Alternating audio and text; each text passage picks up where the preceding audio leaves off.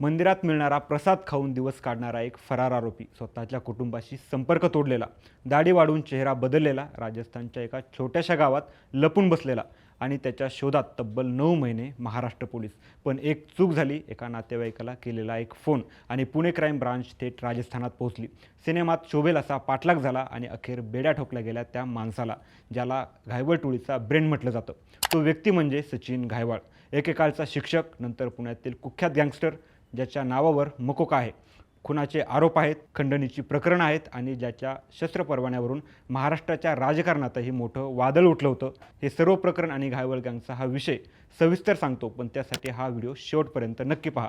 नमस्कार, मी संतोष. तुम्ही पाहत आहे थोडक्यात. पुण्याच्या कोथरूडमध्ये काही महिन्यांपूर्वी झालेला गोळीबार हा फक्त 2 गटांमधील वाद नव्हता. त्या घटनेनं पुण्यातील जुन्या गँगवरची आठवण पुन्हा एकदा जागी केली. घायवळ टोळीच्या सदस्यांनी प्रतिस्पर्धी गटावर जीवघेणा हल्ला केला, गोळीबार झाला, तलवारी, कोयते, पिस्तूल यांचा वापर झाला. घटनेनंतर पुणे पोलिसांवर प्रचंड दबाव आला, कारण हा फक्त एक गुन्हा नव्हता, तर पुण्यात पुन्हा एकदा संघटित गुन्हेगारी डोकं वर काढत असल्याचा संकेत होता. याच प्रकरणानंतर पोलिसांनी ठरवलं, आता घायवळ टोळीची संपूर्ण साखळी मोडीत काढायची. पण हे घायवळ नेमके कोण आहेत, सांगतो. पुणे जिल्ह्यातील कर्जत जामखेड परिसरातून घायवळ बंधूंचा उदय झाला. निलेश घायवळ हे नाव गेल्या दशकभरात गुन्हेगारी जगतात मोठं झालं. सुरुवातीला स्थानिक वाद, नंतर जमीन व्यवहार, खंडणी आणि मग टोळीबाजी. हळूहळू निलेश घायवळनं स्वतःचा स्वतंत्र गट उभा केला.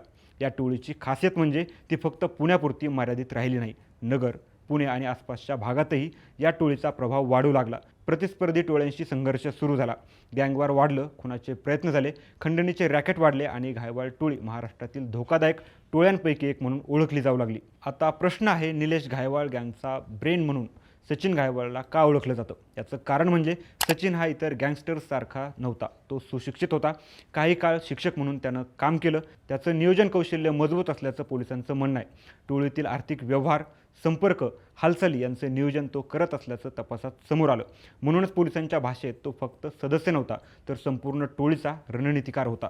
सचिन घायवळचा इतिहास पाहिला तर त्याची गुन्हेगारी कारकीर्द जवळपास 15 वर्षांहून अधिक जुनी आहे. 2010 ते 2015 दरम्यान अनेक खुनाच्या प्रयत्नांच्या प्रकरणात त्याचं नाव समोर आलं. प्रतिस्पर्धी टोळ्यांवर हल्ले, दहशत निर्माण करणे, बेकायदेशीर शस्त्र बाळगणे, खंडणी वसूल करणे अशा अनेक गुन्ह्यांमध्ये त्याचा सहभाग असल्याचा आरोप झाला. 2014मध्ये गाजलेल्या पप्पू उर्फ सचिन कुडले हत्याकांडात त्याचं नाव समोर आलं.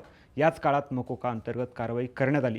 2015मध्ये वाढत्या टोळीयुद्धामुळं त्याला तडीपार करण्यात आलं. त्यानंतरही त्याच्यावर विविध गंभीर गुन्ह्यांची नोंद होत राहिली. जरी काही प्रकरणांमध्ये पुराव्याअभावी त्याला दिलासा मिळाला असला, तरी पोलिसांच्या रेकॉर्डमध्ये तो कायम हाय रिस्क गुन्हेगार म्हणून राहिला. सचिन घायवळचं नाव सर्वसामान्य लोकांपर्यंत पोहोचलं ते एका वेगळ्याच कारणामुळं. गुन्हेगारी पार्श्वभूमी असलेल्या व्यक्तीला शस्त्र परवाना मिळाल्याचा आरोप झाला. या प्रकरणात त्यावेळी विरोधकांनी राज्य सरकारवर जोरदार टीका केली. विशेषतः तत्कालीन गृहराज्यमंत्री म्हणून काम करणारे योगेश कदम यांच्यावर विरोधकांनी प्रश्न उपस्थित केले, कारण त्यांच्या शिफारशीनं त्याला शस्त्र परवाना मिळाल्याचा आरोप झाला. गंभीर गुन्ह्यांमध्ये नाव असलेल्या व्यक्तीला शस्त्र परवाना कसा मिळाला, कोणाचा दबाव होता, राजकीय हस्तक्षेप झाला का, अशा अनेक प्रश्नांची चर्चा महाराष्ट्राच्या राजकारणात रंगली. जरी या विषयावर राजकीय आरोप प्रत्यारोप झाले, तरी या प्रकरणामुळे सचिन घायवाळचं नाव राज्यभर चर्चेत आलं. विशेष म्हणजे सचिन घायवाळ फक्त गुन्हेगारी क्षेत्रापुरता मर्यादित राहिला नाही. कर्जत जामखेड परिसरातील काही प्रभावशाली राजकीय नेत्यांशी त्याचे संबंध असल्याची चर्चा अनेक वर्षांपासून होती. स्थानिक स्वराज्य संस्थांच्या निवडणुकीत उतरण्याची तयारी सुरू असल्याच्याही बातम्या आल्या. यामुळं एक मोठा प्रश्न उपस्थित झाला, महाराष्ट्रात गुन्हेगारी आणि राजकारण यांचं नातं किती खोलवर गेलं आहे. आता येतो सर्वात इंटरेस्टिंग भाग. मकोका कारवाईनंतर सचिन घायवळ गायब झाला. सुरुवातीला सोलापूरमध्ये काही महिने राहिला, त्यानंतर तो जयपूर मार्गे राजस्थानातील सीकर जिल्ह्यात पोहोचला. धिंगपूर नावाच्या गावात त्यानं एक छोटी खोली भाड्याने घेतली. महिन्याला 6,500 रुपये भाड्याची खोली, दाढी वाढवलेली, राहणीमान बदललं, नवीन सिम कार्ड घेतलं, कुटुंबियांशी संपर्क बंद केला, कोणी ओळखू नये म्हणून शक्य तितकं सामान्य आयुष्य जगू लागला. त्याच्याकडं फरार होताना आणलेले 3.5 लाख रुपये होते. त्याच पैशांवर तो जगत होता. पण जसजसे पैसे कमी होऊ लागले तसतशी परिस्थिती बदलू लागली. गावातील मंदिरात मिळणाऱ्या प्रसादावर त्यानं अनेक दिवस काढले. एका काळी टोळीचा ब्रेन मानला जाणारा व्यक्ती राजस्थानातील मंदिराच्या प्रसादावर जगत होता. पोलिसांपासून वाचण्यासाठी त्यानं जवळपास सर्व खबरदारी घेतली होती. पण एक चूक झाली. काही दिवसांपूर्वी त्यानं एका नातेवाईकाला फोन केला. तो फोनच त्याच्या अटकेचं कारण ठरलं. पुणे क्राईम ब्रांचने तांत्रिक तपास सुरू केला. कॉल डिटेल्स तपासल्या, लोकेशन ट्रेस केलं. सिग्नल राजस्थानच्या सीकर जिल्ह्याकडे जात असल्याचं समोर आलं. त्यानंतर पुणे गुन्हे शाखेचं विशेष पथक राजस्थानात दाखल झालं. 4 दिवस गुप्तपणे पाळत ठेवली. पोलीस आपल्याजवळ पोहोचल्याची माहिती मिळताच सचिन गायकवाडनं पुन्हा पळण्याचा प्रयत्न केला. मात्र यावेळी गुन्हे शाखा पूर्ण तयारीत होती.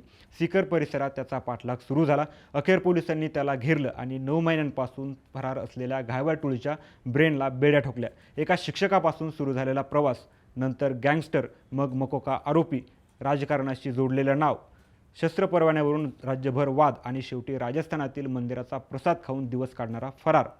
सचिन गायकवाडची ही गोष्ट फक्त एका गुन्हेगाराची नाही, तर महाराष्ट्रातील पुन्हा वाढत्या टोळी संस्कृतीची, गुन्हेगारी राजकारणाच्या नात्याची आणि पोलिसांच्या प्रदीर्घ पाठलागाची गोष्ट आहे.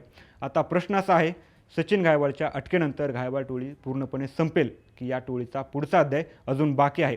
तुम्हाला काय वाटतं? कमेंट करून नक्की सांगा. हा व्हिडिओ आवडला असल्यास लाईक करा, शेअर करा आणि थोडक्यातला सबस्क्राईब करा.